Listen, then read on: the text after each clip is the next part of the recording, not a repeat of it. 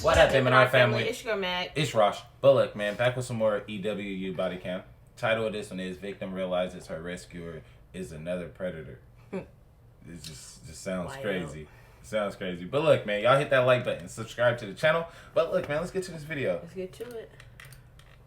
Bear with me, this is going to sound crazy, but you know the southernmost web point cam? I could almost swear that I saw somebody get. She was crying, she got in her car, then she wanted to get out. There was a group of young men chasing her. More than 1,600 miles from the scenic Florida Keys, a 911 dispatcher witnesses a woman's savage assault unfold live on a public webcam, set against the backdrop of one of Florida's most iconic landmarks. What follows is a trail of disturbing clues that uncovers a night full of terror and how her search for safety led her straight into the hands of another predator. That's crazy. The following is based on official police records, and some of the footage has never been seen before.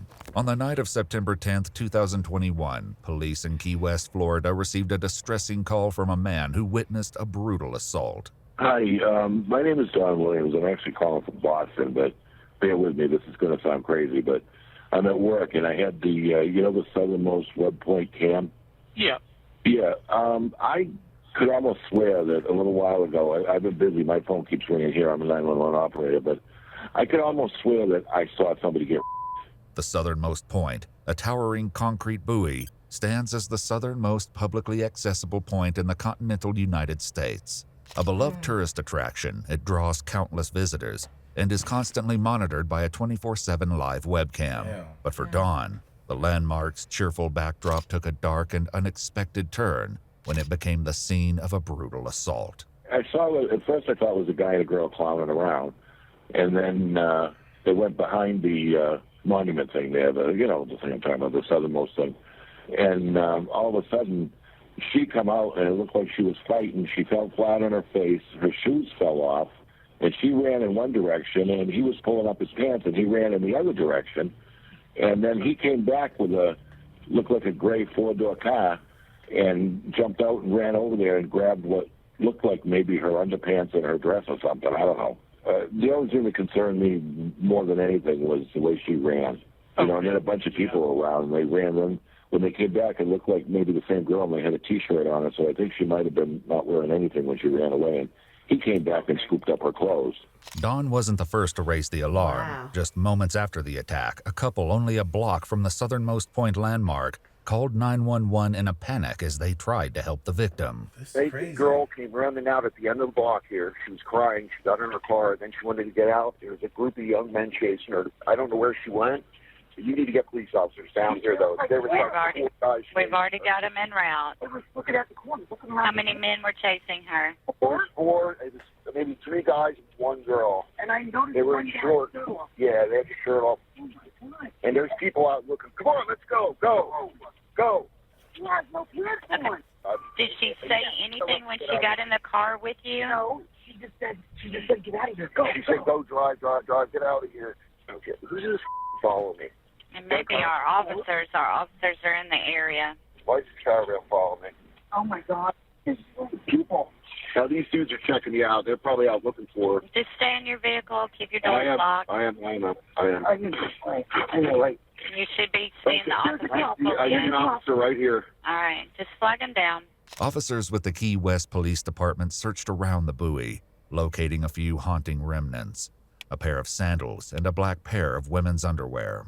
They also identified a group of witnesses, 4 males and 1 female, learning they were the ones the couple had earlier suspected was chasing the victim.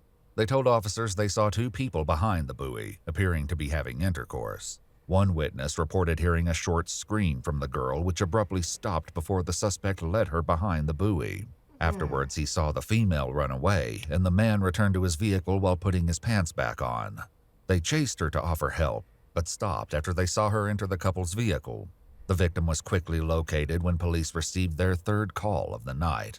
Yeah, I'm the night manager here at Southernmost Beach Resort. There is a female. She just walked in the lobby. She was naked. She doesn't remember anything. She doesn't remember why she's naked. She said that she believed that she was by somebody. And, ma'am? Larry tries to get it. She's trying to Yep, go to just the let her wrong know side. that we have help coming to her. How did she get The off police the is here call already. with other people? Okay, you see them? Okay, great. The 31-year-old female was leaving the lobby when police arrived at the resort, located near the intersection where she jumped out of the couple's car. Police noted she was distraught and hyperventilating and requested an ambulance. Initially hesitant, the woman confirms she was assaulted, recalling that the incident took place against a tree, curiously several blocks from where the webcam had captured her near the southernmost point. The victim was taken to the Lower Keys Medical Center, where officers completed an assault kit and photographed multiple bruises and lacerations on her arm, knees, and thigh. Though she was able to recall some details of her night, a large portion of her memory was missing, leaving investigators with the daunting task of piecing together what truly happened to her. After she was discharged from the hospital, the victim returned to her hotel room, where officers helped her geolocate her missing iPhone. They found it discarded on the side of a nearby road and collected it. On her phone, investigators uncovered a deeply disturbing video, one that would paint a clear picture of the unthinkable horrors she endured by not one, but two men. I want out right now. Please, get me out of the car. On the night of September 10th, the victim walked from her hotel to a restaurant where she met a bartender. Recording it? Yeah, and this was the other people that picked her up to help her? No, it was another man. The other person was with a lady. Oh, okay. The two quickly became friends and relocated to a bar called Jack Flats, where they met with several other males. After watching the football, Let me go back. Get me out of the car. On the night of September 10th, the victim walked from her hotel to a restaurant where she met a bartender. The two quickly became friends and relocated to a bar called Jack Flats, where they met with several other males. After watching the football game, she recalled leaving the area on foot with one of the men who attacked her. Surveillance footage outside the bar captured her walking with a man wearing a maroon dress shirt, notably not the same male who was seen in the webcam footage during her assault at the southernmost point. Additional surveillance footage from the area would show the same male riding a bicycle with a distinctive Cuban flag sticker and red seat cover. As they searched the streets for more cameras, investigators found the same bicycle now locked to a bike rack. They set up surveillance, but the suspect never returned for it. However, a closer look at the bike revealed a sticker for Truman Bike Shop. Receipts identified the owner of the bicycle as 30-year-old Jorge Calderon Nunez, who was no stranger to Key West detectives. On May 10, 2021, just 4 months earlier, one of his former co-workers accused him of breaking into her home through her window in the middle of the night and squeezing her calf muscles as she slept. The night of September 10th, a witness saw Jorge and the victim walking together shortly after she left Jack Flat's bar. According to the witness, the victim appeared drunk and he saw her throwing up on the sidewalk. As they turned the corner, the witness overheard her say to Jorge, "It was nice to meet you, but I can make it from here." Although she tried to walk away, Jorge approached her again. At that point, the witness returned to his guest house and didn't see what happened next. Moments later, her phone would capture Jorge dragging her into the shadows between two buildings. Still images and GPS from the video identified the location as a small area between a law firm and real estate office, less than a block away from the Monroe County Courthouse. During the recording, which lasts over 7 minutes, a second male can be seen approaching. Two male voices can be heard speaking in both English and Spanish, while the victim cries in the background, clearly saying no multiple times. At one point, Jorge can be heard saying, "This is my chica, don't look at her," while the other male, who identifies himself as Calvin, tells him to stop. Despite Calvin and Jorge arguing back and forth, the assault continues. At this point, Calvin appears to offer what she believes is a helping hand, but her night of terror is far from over. Yeah, I got a car with you. Come on. I work here. I do security in this complex. What's your name? I'm Calvin. I'll call the cops. Come on. Footage from street surveillance cameras captured the moment Calvin helped her into his vehicle and began driving in the direction of the southernmost point buoy. I'm surprised nobody hear you guys. So, I came to you guys, but, you know, what I heard was stop, but it's not stopping, so.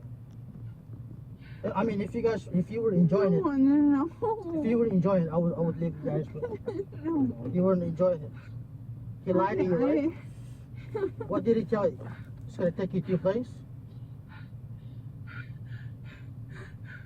All I wanted to do was walk back to Do you my hotel? place. No, I did not want to hook up with him at all. She had no way of knowing that the man offering help was another ruthless predator in Damn. disguise, later identified as 37-year-old Uber driver Carrie Calvin He Gassaud. was an Please Uber take driver. me directly to. But I wanna But He's What? straight to it. No. Take me directly to my. I want out right now. Please, get me out. why are they doing her like that? there while you pushing off. The footage then shows the victim attempting to exit Wow. Carrie's vehicle, That's at which sick. point the That was recording sick. abruptly ends. Webcam video showed that Carrie put his hands over the victim's mouth and forcefully dragged her while she tried to resist. Carrie then forced her behind the buoy, where he attacked her for several minutes before she ran from the scene, climbing into the car of the couple who called 911 before fleeing once again. Perhaps unwilling to trust more strangers after suffering 2 separate assaults from both Exactly, Jorge that's and Carrie. scary. Carrie was found the same night and taken to the police station for an interview. Officers contacted his wife to inform her that they would be executing a search warrant. She agreed to meet with them, but she never showed up at the apartment.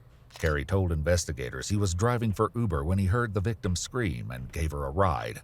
He said she began rubbing his legs and asked him to pull over at the southernmost point, where they planned to have consensual Well, sex. it's all on In an recording. eerie statement, Carrie adds that she didn't try to fight or get away like someone who is being assaulted does, quickly adding the way they do in movies. The evidence, including Yeah, cell right. phone and webcam footage, clearly reveals the truth. The Her truth. first attacker, Jorge, wasn't located until a week later on September 17th, when investigators located him on a commercial fishing boat. Upon showing the footage to Jorge, he responded, "perfect," and claimed to have little memory of the evening in question.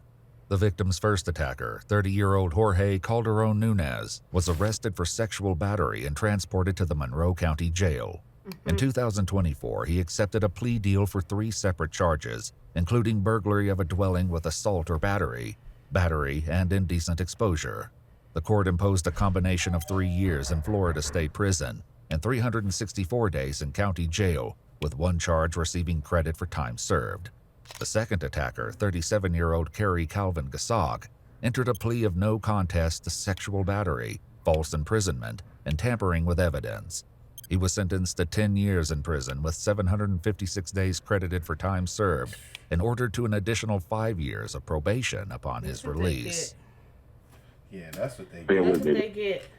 They should have gave him more. These people is crazy. Sick. It's sick. That's It's crazy. crazy. But look, man, y'all let us know what y'all think, how y'all feel about this one down below in the comments. But look, man, make sure you hit that like button and subscribe to the channel. But look, man, we catch y'all in the next video.